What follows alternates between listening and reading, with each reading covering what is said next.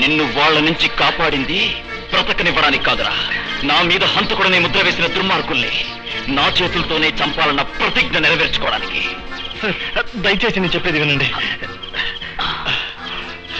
ఏడుకొండలు మోచేతి నీళ్లు తాగిన విశ్వాసానికి వాడి పంచనే పడి ఉన్నాను తప్ప వాడి పాపాల్లో నాకేమాత్రం భాగం లేదు. డాక్టర్ మోహన్ కూడా వాడే చంపించాడు. వడ్డీ కాసులు బతికే ఉన్నాడు సార్. వడ్డీ కాసులు బతికే ఉన్నాడా? అవును సార్. మీరు వాడికి నిప్పండించారే గాని చచ్చింది వాడు కాదు. తన మనసులో ఒకరిని కాల్చి చంపి ఏడుకొండలు మిమ్మల్ని పోలీసులను కూడా నమ్మించాడు. ఈ విషయాలు పోలీసులతో చెప్పావా? పోలీసులతో చెబుతానన్నందుకే ఏడుకొండలు తన మనుషులతో ఇప్పుడు నన్ను చంపించబోయాడు. అయితే నిన్ను కమిషనర్ దగ్గరకు నేను పంపిస్తాను.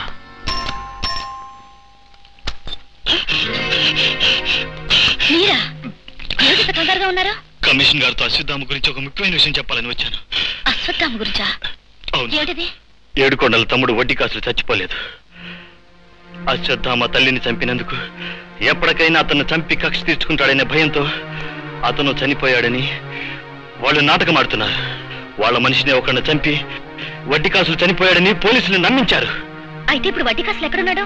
ఏడుకొండల గెస్ట్ హౌస్ లో. డాక్టర్ మోహన్ కూడా అశ్వత్థామ చంపలేదు. వాళ్లే చంపి ఆ నేరాన్ని కూడా అశ్వత్థామ మీదకి నెట్టారు. ఈ నిజాన్ని పోలీసులకు చెప్తానంటే నన్ను చంపడానికి ప్రయత్నించారు. అలాగా? ఈ కేసుకు సంబంధించిన పబ్లిక్ ప్రాసిక్యూటర్ని నేనే కనుక ఈ విషయాన్ని ఇన్స్పెక్టర్ క్రాంతి కుమార్కి చెప్పండి. అలా అయితే మీకు పోలీస్ ప్రొటెక్షన్ కూడా ఉంటుంది. అప్పుడు ఏడుకొండల గురించి భయపడక్కర్లేదు. ఏమంటారా? మీ ఇష్టం. నా ప్రాణాలు అశ్వత్థామ ప్రాణాలు మీ చేతిలో ఉన్నాయి. సరే, ప్లీజ్ ఒక్క నిమిషం వెయిట్ చేయండి. అలాగే.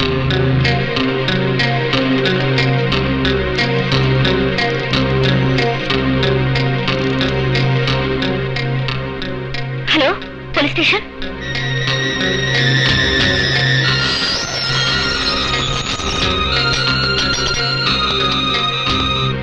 ఎదవన్నారా? ఆ అశ్వత్థామ గారిని చూసేసరికి సరుకులో ఒడుకు పుట్టి వాడిని వదిలేశారు. ఇప్పుడు ఆ పీపీ గారు పోలీసు వాళ్ళకి మన సంగతి చెప్పేశాడు అనుకో, కోర్టు వాళ్ళు మన అకౌంట్ లో వేసుకుంటారు. ఆ పీపీ గారు ఎట్టగో లోపలే ఉన్నాడు గనక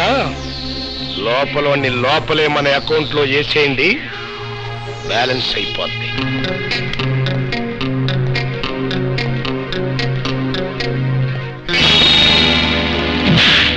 మీ మీద గౌరవంతోనూ మీ నిజాయితీ మీద నమ్మకంతోనూ నేను అశ్వత్థామకు ప్రాణదానం చేసే సాక్షిని మీకు అప్పగిస్తే అతను మీ చేతులతోనే చంపేశారు. ఇన్స్పెక్టర్, మీకు సిగ్గనిపించడం లేదా? చూడు గౌతమి, అందరిలాగే నువ్వు కూడా కనిపించే కారణాలని నమ్మి నన్ను తిడుతున్నావు. కానీ నేను కనిపించకుండా ఈ దారుణాలని నడిపించిన ఆ దుర్మార్గుల గురించి ఆలోచిస్తున్నాను. బాగా ఆలోచించే కదా అశ్వత్థామ మీద కక్ష తీర్చుకోవడానికి కాకి బట్టలు వాడుకున్నారు. కానీ నా అశ్వత్థామను కాపాడుకోవడం కోసం నా దగ్గర నల్లపోటుందన్న విషయం మాత్రం మర్చిపోకండి. వస్తాను.